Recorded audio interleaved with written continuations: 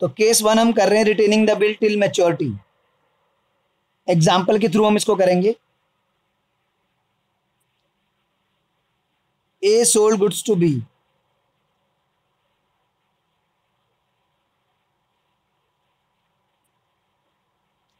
₹4,10,000 on 1st Jan 2001। 1st Jan 2001 को ए ने B को गुड्स सोल्ड करे 10,000 के। तो ए और बी की बुक्स में क्या एंट्री होगी वो देख लेते हैं।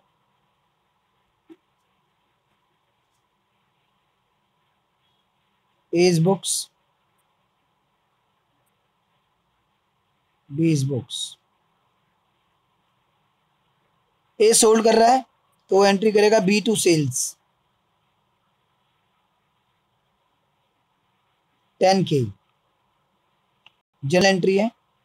बी डेटर है, एसेट है, एसेट बढ़ती है डेबिट, सेल्स इनकम है, रेवेन्यू है, रेवेन्यू क्रेडिट। बी तो खरीद रहा है तो बी एंट्री करेगा purchase to A, purchase expense है, डेबिट होता है, और ए को पेमेंट करनी है, क्रेडिटर है, लायबिलिटी बढ़ती है तो credit.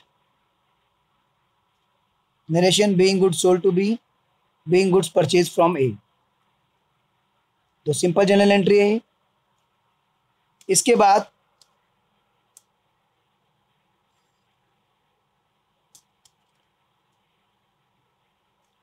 A sold goods to B ₹4,10,000 on 1st Jan 2001। इसके आगे क्वेश्चन कंटिन्यू कर रहा हूं।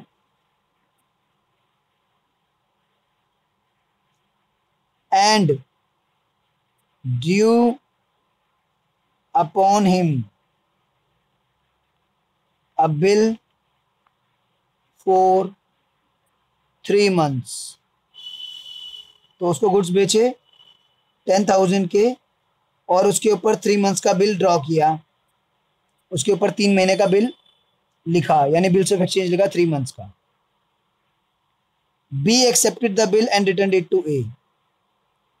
बी ने बिल एक्सेप्ट कर लिया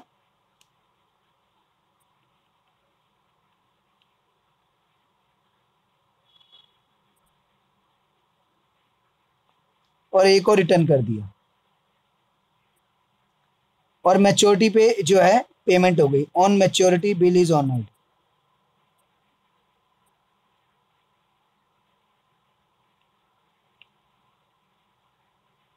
मैच्योरिटी जब 3 मंथ्स पूरे हुए तो बिल जो है ऑनर कर दिया गया।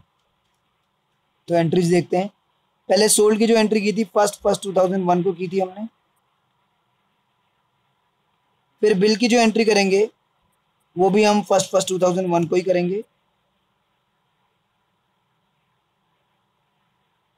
इसके लिए बिल रिसीवेबल है, इसने गुड सोल्ड करे हैं और इसको बाद में पैसा लेना है। तो बिल रिसीवेबल टू बी, जिससे बिल मिला है 10,000 का है, तो bill receivable account debit to B. इसके लिए बिल्स पेबल है, ये करेगा ए to bills payable.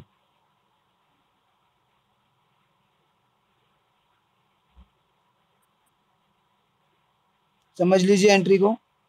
Bill receivable इसको मिल रहा है, एसेट है, एसेट बढ़ती है तो डेबिट, और अब बिल रिसीवेबल मिल गया तो अब वो डेटर नहीं है, डेटर वाली एसेट ट्रांसफॉर्म होके बिल रिसीवेबल वाली एसेट में कन्वर्ट हो गई है, क्योंकि उसने स्टैम्प पेपर पे लिख के दे दिया है, तो अब उसका नाम बदल गया है, डेटर की जगह बिल रिसीवेबल हो गया है।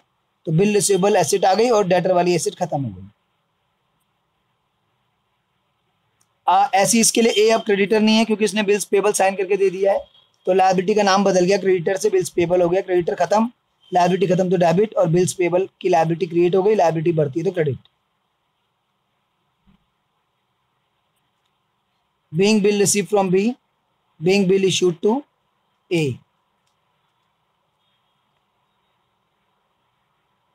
बिल रिसीव्ड फ्रॉम बी और बिल इशूड टू ए, ये नरेशन बन गई। इसके बाद रिटेन टिल मैच्योरिटी है तो 3 महीने वेट करेंगे और 3 महीने बाद पैसा ले लेंगे। 3 मंथ्स के बाद 3 डेज एक्स्ट्रा ऐड करते हैं, उनको बोलते हैं डेज ऑफ ग्रेस।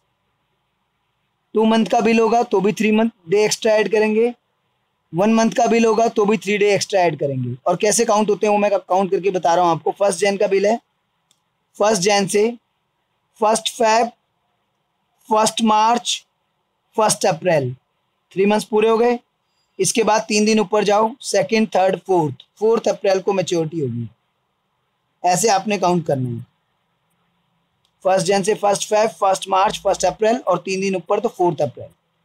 तो 4th अप्रैल को मैच्योरिटी के दिन आपको पैसा मिल गया। कैश से मिला है तो कैश टू BR और चेक से मिला है तो बैंक टू BR। तो बिल रिसीवेबल की जगह मैं BR लिख रहा हूँ। तो मैच्योरिटी पे ये 10,000 आपको मिल गया और मैच्योरिटी पे इसने पे करा है तो ये पेमेंट की एंट्री कर देगा, वही 3 months plus 3 days. Bills payable to bank,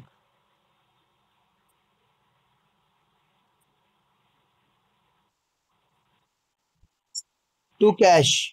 3 days होते हैं ग्रेस के, डेज ऑफ ग्रेस।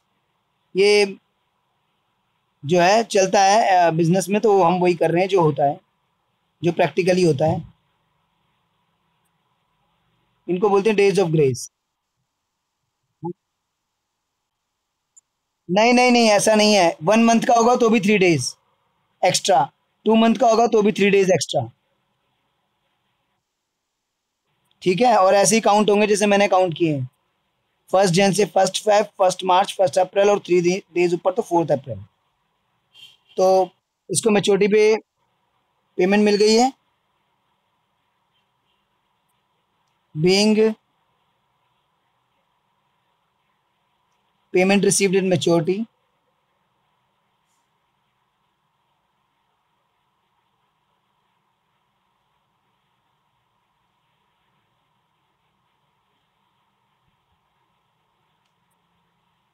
तो बिल की मैच्योरिटी पे पेमेंट मिल गई है और इसका being bill honoured at maturity, honour कर दिया हमने मैच्योरिटी पे, यानी पेमेंट कर दी। तो रिटेन टिल मैच्योरिटी का है भाई। बोलिए क्लियर है, कोई डाउट